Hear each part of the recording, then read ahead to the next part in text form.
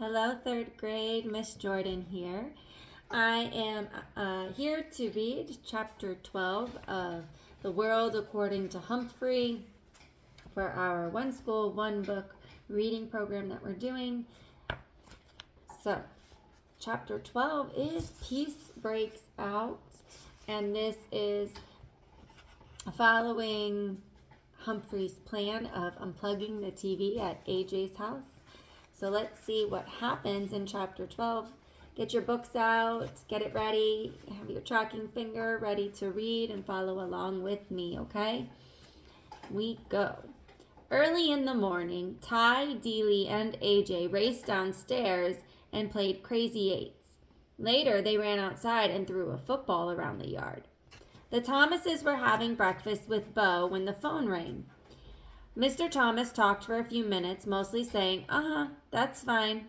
When he hung up, he told Mrs. Thomas, "We're going to have a visitor, but don't tell Anthony James." Ooh, a mystery. I like mysteries because they're fun to solve. Then again, I don't like mysteries because I don't like not knowing what's going on. So I waited and waited. A few hours later, the doorbell rang. The visitor turned out to be Garth Tugwell and his father. "I really appreciate this," Mr. Tugwell told the Thomases. "It was Mrs. Brisbane's idea. Since Garth can't have Humphrey at our house right now, she suggested that he could help AJ take care of him over here." Sounds like Mrs. Brisbane, as if I'm trouble to take care of.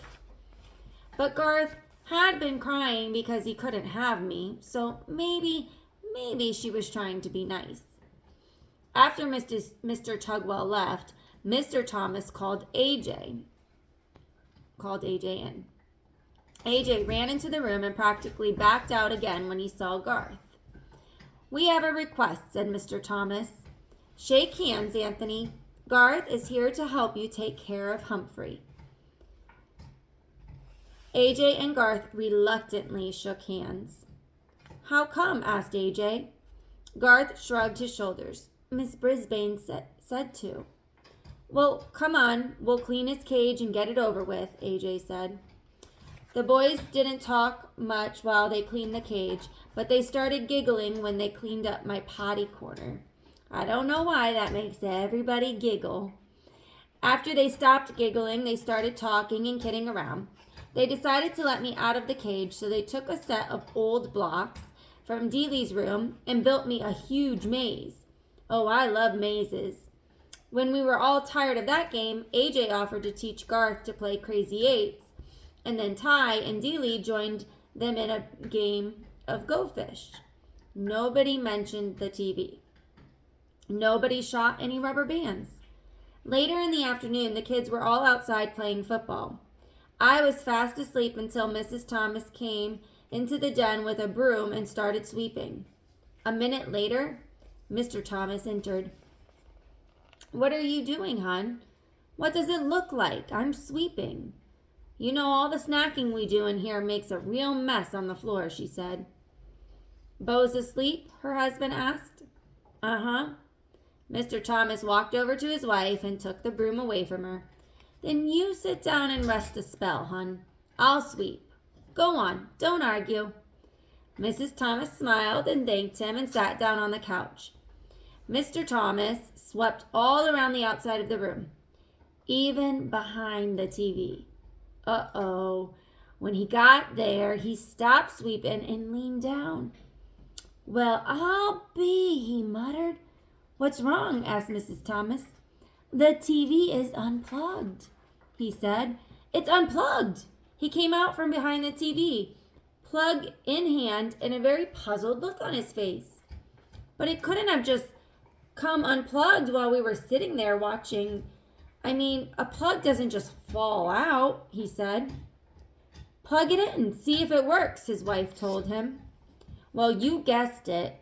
The TV came on as bright and loud as ever. "I don't get it," Mr. Thomas muttered. "But at least we don't have to pay to get it fixed." Mrs. Thomas stared at the screen for a few seconds, then glanced out the window at the kids playing happily outside. Charlie, what do you say we keep it unplugged for a couple more days? She asked. We just won't tell the kids. Mr. Thomas grinned. Then he bent down and unplugged the TV. Couldn't hurt, he said. He put down the broom and sat on the couch near his wife, and the two of them just sat there in the den, giggling like, stop giggling, Gail. Suddenly, Mr. Thomas looked over at me.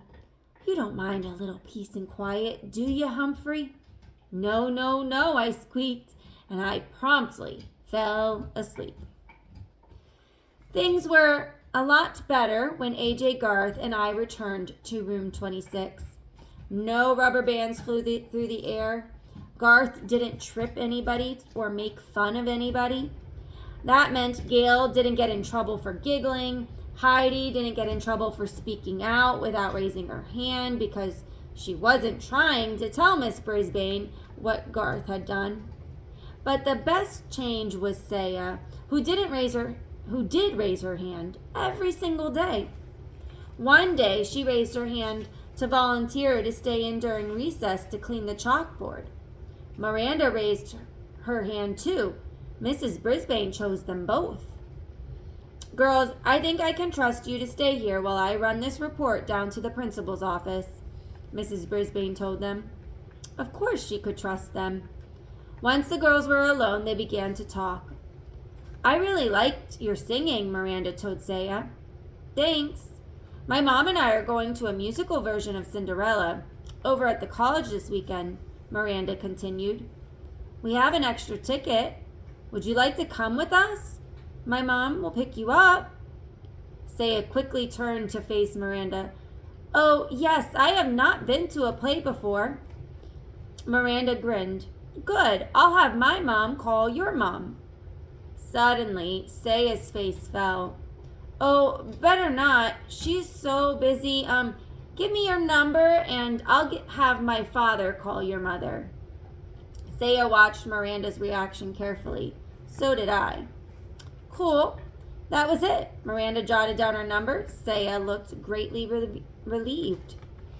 I knew that Miranda's mother didn't care how well Saya's mother spoke English. Maybe now Saya would figure that out too. Another great thing that happened was that Mrs. Brisbane started reading a book out loud to the class. Sometimes I doze right through these sessions, but this time she picked out a really good book. When she announced that it was about a mouse, Gail giggled. What did she say? Art whispered to Richie. Pay attention, Art, Mrs. Brisbane said. It's about a mouse. Several of the boys groaned. Baby stuff, one of them muttered. We'll see, Mrs. Brisbane told them. She started to read, and oh, what a tale it was. All about mice no bigger than I am, who were great warriors. I was longing to put on some armor myself by the time she stopped reading. Continued tomorrow, she announced as she stuck a bookmark in place and closed the book. Tomorrow? That woman truly has a mean streak. She's proved it again and again. I would have sneaked out of my cage at night to finish the book, but she's so mean she stuck it in her desk drawer, the one she locks with a key. Grrr. The weekend came around quickly, though, and I went home with Richie. I'm still not quite sure how many people live at the Rinaldi's house because there were always so many people coming and going. Aunts, uncles, cousins, grandparents, neighbors. One meal seemed to flow right into the next, and Richie's mom was very generous with the treats. I'll tell you one thing, you could never be lonely or hungry at the Rinaldi's house. On Sunday afternoon, guess who showed up? Remember Richie's uncle? That's right, Aldo Amato. This time, my buddy Aldo was not lonely because he brought along his girlfriend Maria to meet the family. She was a very nice lady who wore her long hair piled up high on her head. She was dressed in bright red from head to toe, red earrings, red sweater, red skirt, and red shoes. Excuse me. I think red is a very happy color. I think Maria is a very happy person, especially when she's with Aldo. All the Rinaldis made a big fuss over Maria and praised the bread and cookies she'd brought from the bakery where she worked. After all, the commotion of their arrival died down. I heard Aldo tell Maria, "Now there's someone really important I want you to meet." And he mentioned her, and he introduced her to me. Believe it or not, Humphrey is one of my best friends, he told her. And he was the very first friend I told about you. Then I am honored to meet you, Humphrey, Maria said, smiling down at me. The pleasure is all mine, I squeaked. See, he likes you, said Aldo. And indeed, I did. The world seemed like a pretty nice place for a handsome hamster like me. I can tell you, I was sitting on top of the world when I returned to room 26 on Monday. But I just about toppled off when Mrs. Brisbane made an alarming announcement. Class, as you know, this will be a short week due to Thanksgiving, she said. And that means Humphrey will need a home for 4 days instead of 2. Now, who wants to volunteer? You won't believe what I'm going to say. Not one hand went up. I actually fell off my wheel. Mrs. Brisbane was surprised too. No one? She asked. Heidi, didn't you want to take Humphrey home? Oh, yes, but we're going to my grandma's house for Thanksgiving, she explained. Art, didn't you ask for Humphrey last week? Mrs. Brisbane asked. Yes, but we're having all my relatives for Thanksgiving, and my mom says it wouldn't be a good time, Art explained. And so it went. Every single classmate had big plans for Thanksgiving, plans that didn't include having an extra hamster around. I was worried. I didn't want to spend the 4 days alone in room 26. I worried all day Monday. I worried all day Tuesday. I worried even more all day Wednesday. At the end of the day, Principal Morales stopped by to give Mrs. Brisbane an envelope. I think it was her paycheck because she was especially glad to see him. I have a huge favor to ask, she said. Sure, Sue. What is it? Asked Principal Morales. He wore a tie with little turkeys all over it. Could you possibly take Humphrey for the weekend? I had my paws crossed that he'd say yes, but Principal Morales didn't even smile. Oh, Sue, I'd love to, but we're going out of town for the holiday, he told her. Another time I'd love to. Another time wouldn't matter. I needed a place to go now.